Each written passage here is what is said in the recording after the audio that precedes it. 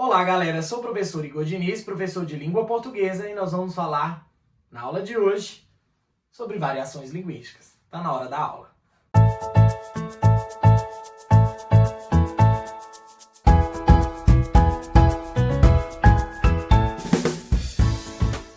Vamos lá? Falando sobre variações linguísticas, é importante a gente destacar e frisar o seguinte: toda língua não é um sistema fechado, certo? Sendo assim, se não é um sistema fechado, há diversas influências. Influências de grupos, influências da necessidade temporal, influências locais.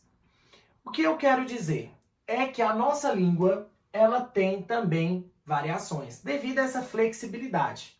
O que a gente deve destacar é que é primordial nos comunicarmos, certo? Se a comunicação ela é necessária, a melhor forma que atende uma interlocução deve ser valorizada também. E é claro, também vale ressaltar antes de iniciar sobre a questão do preconceito linguístico, que é algo muito discutido. Preconceito linguístico compreende quando a gente não aceita ou julga algo mais certo do que algo errado, julgando, portanto, e condenando os usos que diferem da norma culta, beleza? E como a nossa língua ela é muito flexível e ela privilegia, claro, a questão da comunicação, a gente, claro, deve compreender e aceitar as variações linguísticas. Então vamos lá.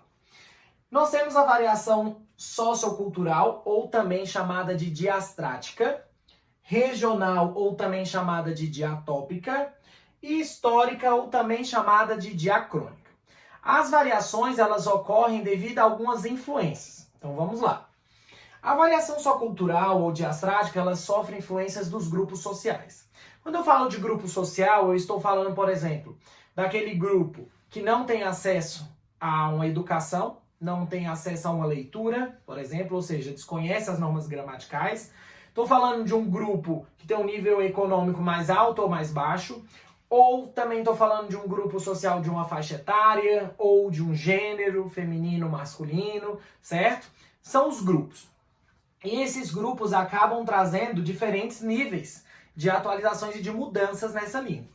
A comunicação pode ter uma diferença de nível fonológico, por exemplo, plantar, né, que a gente vê que é a questão fonológica aqui da palavra plantar. Então, é uma diferença de nível fonológico ou morfossintático. Eu vi ela.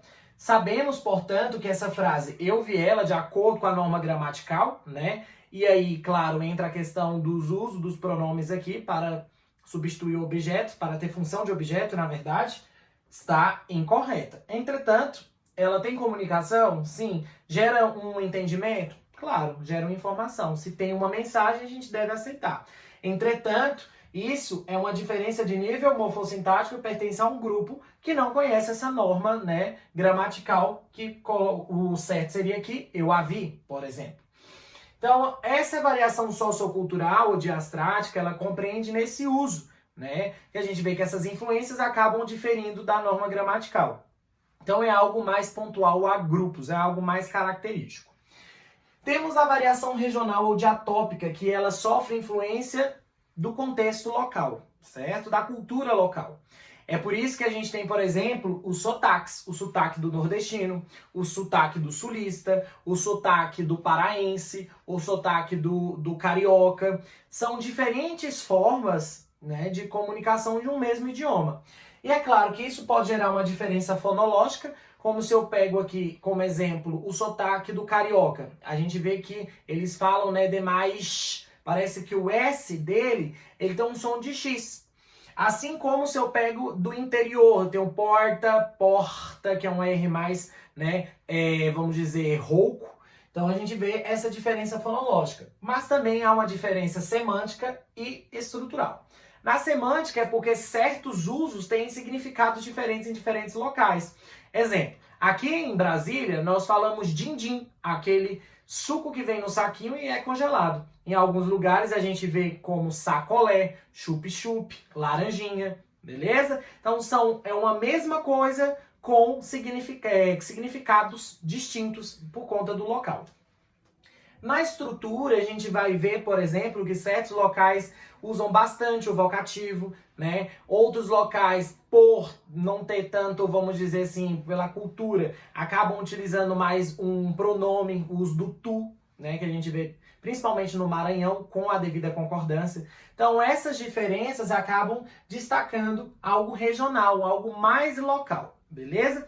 E é claro que isso também acaba sendo influência, por exemplo, da colonização, né, do nosso país.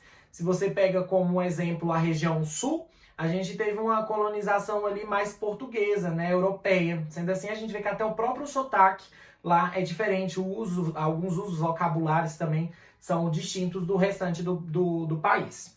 Temos a variação histórica e também chamada de diacrônica.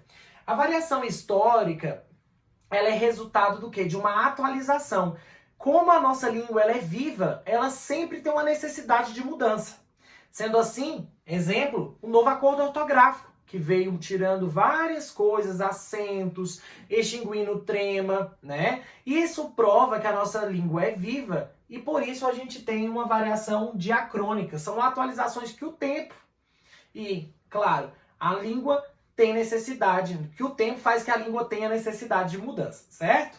Então a gente acaba vendo que certas palavras acabam sendo arcaicas, ou a gente chama de arcaísmos. São aquelas palavras que eram utilizadas antigamente, mas que caíram em desuso. Um exemplo, por exemplo, de variação histórica é quando a gente pega a palavra farmácia, que era escrita com PH e não com F. Atualmente, com F, e a gente vê que isso acaba, né, que houve uma alteração ortográfica. Outro uso também é você pegar o vossa mercê, que tornou-se você, certo? Outro exemplo também que a gente vale ressaltar de variação histórica diacrônica é uma regra ainda existente na nossa gramática, mas que está em desuso na escrita e também na fala, que é o uso da mesóclise. Por exemplo, dar-se a necessidade de alterações. Beleza? A aula de hoje foi sobre variação linguística, espero que tenham gostado. Inscrevam-se no canal e ative o sininho da notificação. Tchau, tchau!